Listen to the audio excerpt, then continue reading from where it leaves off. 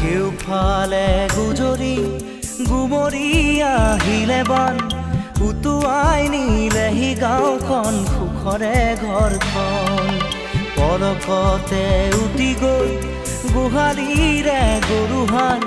পলকত নিয়তিয়ে মোক কৰিলে কঙাল